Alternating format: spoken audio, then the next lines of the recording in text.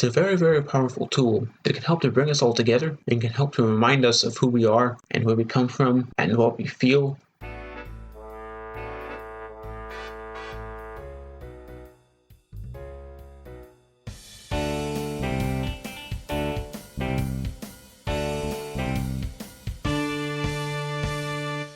Hello there.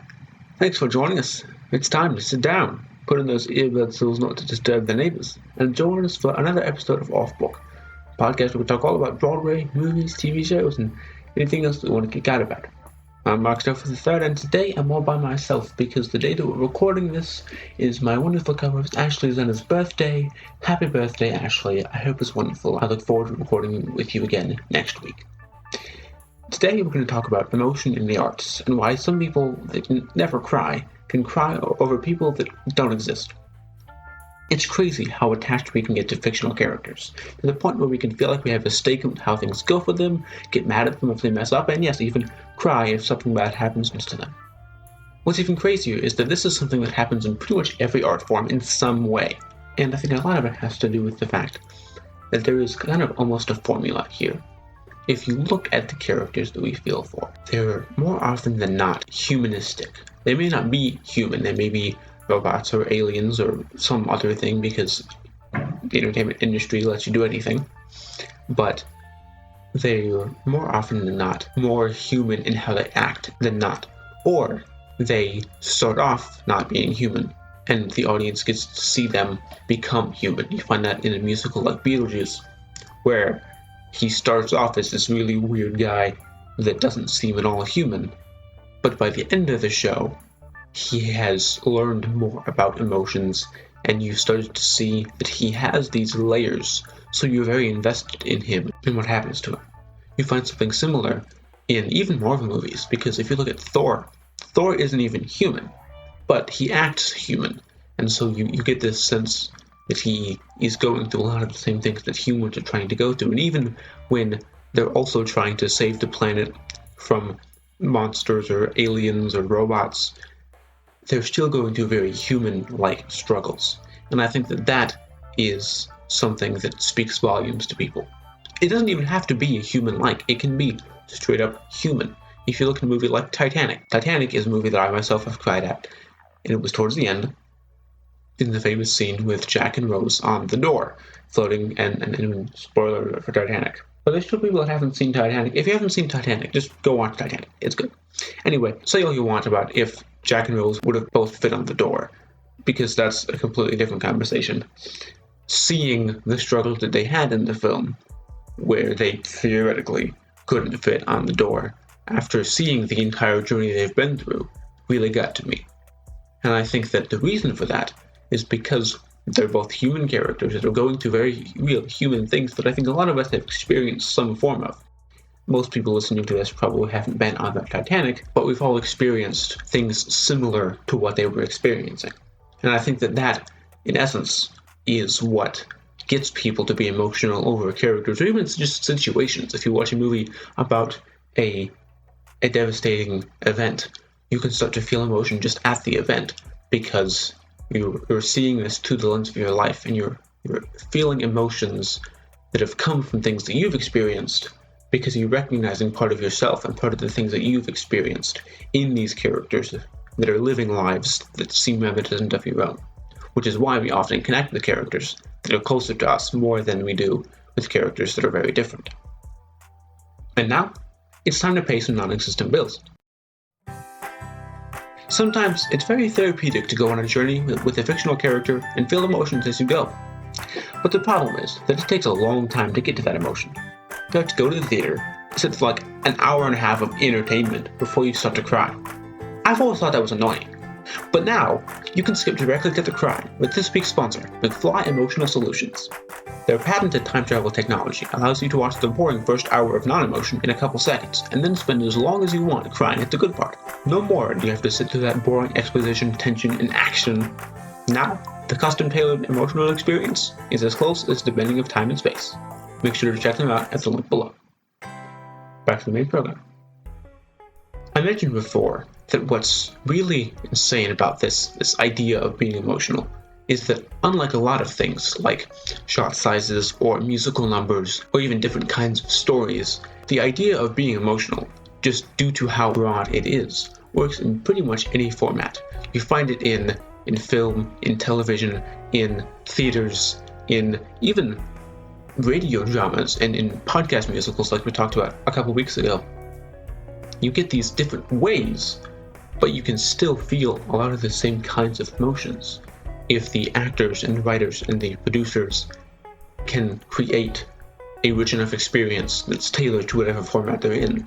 If you look at something like a film or a TV show, you have the benefit of being up close and personal. You can see a close-up of their face. You can see in rapid succession an entire storyline, or you can watch it happen in real time. You can also, there's a lot of things that you can purposefully not see, where you cannot show a character's reaction. You can take as long as you want to just sit there in silence. You can show other characters reacting to things. It doesn't have to be told in a linear format. And I think that a lot of those tools that filmmakers have to tell a small, intimate story when you need to, as well as a larger story when it helps, is one of the reasons that people get so emotional when it comes to films and TV shows. Because by placing the camera closer to the characters or closer to whatever's going on in the situation, it puts the audience right in the middle of that scene. You know that you're sitting in your living room watching it on a TV. You know you're not actually in the water next to the door. That was a Titanic reference. But there's something so human about being right there. You can see their expressions. You can see the performances. They're often very good. I think that's something that helps a lot too, is you need those actors that can pull off those small performances. But if you see those so up close and personal, it's going to make it feel more like you're really there, and those empathetic tendencies that you have in real life can tend to carry over. So you start to feel empathetic for these characters because you've seen how they've gotten there, you know some of their life story, and now you're experiencing them being emotional in what feels like right next to you. So you start to feel empathetic towards them, and you start to even think back to your life and things that have made you emotional, and it really creates this kind of connection that's very beautiful between you and somebody who doesn't exist, which is a strange phenomenon to me, but I think that it's really interesting that we're able to do that. It manifests differently in theater because you don't have the ability to be up close and personal. You can't see every single expression on their face. You have to see the entire stage the entire time. But I think that what theater has is the ability to be live. Not so much right now with the pandemic, but once theaters reopen, theater is live. It's a whole bunch of people putting all this emotion and energy and passion and drive into something that's happening right in front of you. This isn't you sitting in your living room watching a TV screen. This isn't even you sitting in a theater watching a movie screen. This is actually happening in front of you. Everything you're seeing is happening in real time. And so when you see a character cry, or you see somebody trying to work through something, or even you see a character happy after you've been on a journey with them, it means a lot to you in a different way, because you know that this wasn't the 17th take. This is really happening. If you look at a show like Dear Evan Hansen, the original actor who played the lead character, Evan Hansen, was known for crying legitimate tears every single night, live in front of the audience. And it gave every single scene and musical number such weight, because it wasn't something that was fabricated. It wasn't somebody had put fake tears in his eyes before they started rolling the camera. This is real emotion that he's really feeling, and fabricated though it may be to some extent, because he has to be able to turn it on and off every night. It's still real tears. He's still really crying. And I think that seeing that real, genuine emotion live in front of you, in a room full of other people who are also all feeling that emotion, there's something so human about it, I think, where you're in a room feeling emotional with other people who are emotional, watching characters who are played by actors who are displaying real, genuine emotions. And there's something that it seems so authentic, because you know nothing is forced. There isn't anything they can do to try to hide or make it bigger, and there is in reality, with the addition of music and lighting and set design and costumes, and the actors are probably faking it to some extent. But you also know, at least subconsciously, that that there's only so much that they can fake. That it has to come from an authentic place. And even if it is entirely fake, they're still doing it live. And I think there's something about that idea. They're putting all that passion into it. and they're channeling that performance. It seems very, very genuine. And so I think what you find is that even though these two mediums differ greatly in how they can get you to feel emotions, they both get you to feel emotions as long as the creative teams have done the work, are talented, and have created this journey up until that point. If you just show somebody crying either on stage or on the screen, it's not going to mean anything. It's all about how you get there. If you get introduced to this character and you feel for them right off the bat, or maybe you don't, and then you start to feel for them, you start to see this redemption story, you have to see them grow as a character, as a person, or other being like an alien or a robot or a Greek god, whatever the case may be. You have to be able to empathize with them from the start, and then you have to be able to watch them on this journey, so that when you get to whatever scene or scenes or moments are supposed to make you emotional, by that point you already feel like you can connect and relate to this character. So when they're upset, when they're emotional, you get emotional. And I mentioned it before, it can work in positive ways. When a character is excited or happy or relieved, you can also feel that. But I think we find it more often than not with negative emotions, because those can often be more dramatic, and it can be bigger emotions. It can be more evident in how the performance is created when you have somebody crying or yelling or maybe doing nothing. They're so tired that they are just motionless, and I think that's easier to read in both film and theater, in my opinion, than something like being happy, which is considered to some people to be a neutral state, where there's only so much happiness you can show until it seems fake, whereas I think you can go deeper into the negative side with it still being realistic. A lot of it has to do with the performances. I think you have to have actors that can genuinely show this emotion, whether it's in film or in theater. It has to feel authentic. It has to feel genuine and not contrived or fake, because I think if it feels like that, then the audience won't feel emotion.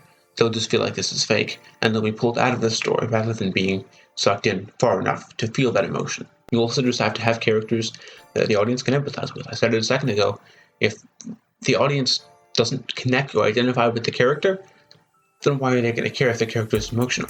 Even worse, if they feel nothing but negative emotion for the character, they might feel happiness when the character is sad, which can be a good thing and can be a powerful tool, but it's something you have to actively consider, so that way you don't get the incorrect emotion.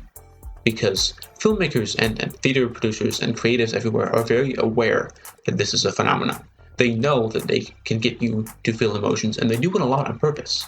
They do studies, and they do focus groups, and they take surveys, and they show test screenings. There are a lot of ways that creatives research what is going to make people most emotional before they even start showing it to the public, because they know that they can get you emotional, and if you're emotional, it's going to be a better experience for you, and therefore it's going to make them more money because you tell all your friends to go see it as well. So I think that there's a lot of really important science behind this, even about why people get emotional, and the people creating these works of art know that and are doing their best to create a character that audiences can empathize with and bring them on a journey that audiences can get behind, so that way when the pivotal moment comes, when they can really start to feel that emotion, it can be powerful, and it can be a moment that will make audiences feel with the character instead of against them, or feel nothing. Now, to be clear, there's nothing wrong with movies that don't make you feel emotions. Not all movies are supposed to do that.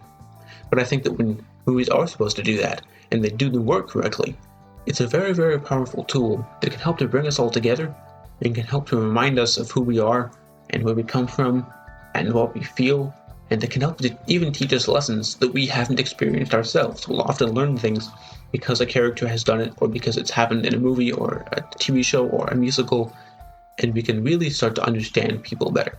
So overall, I think that it is, like I've said multiple times, it's very remarkable that we have an art form, multiple art forms, that can consistently make people feel emotions. And it's not an accident. It's not coincidental. These people know what they're doing and have spent a lot of time learning how to bring people on an emotional journey. and they do it in different ways based on the format. But I think that no matter what the format, no matter how they do it, no matter what emotions the audience is feeling, I think that in the end, everybody wins. We're very close to the credits of this artistic experience. Hopefully this one didn't make you cry, because that wasn't the point. Next time, we'll talk about some of the similarities and differences between original, community, and school productions of popular Broadway musicals. Till then, I don't know, go cry at a movie, but in a good way. See you next week.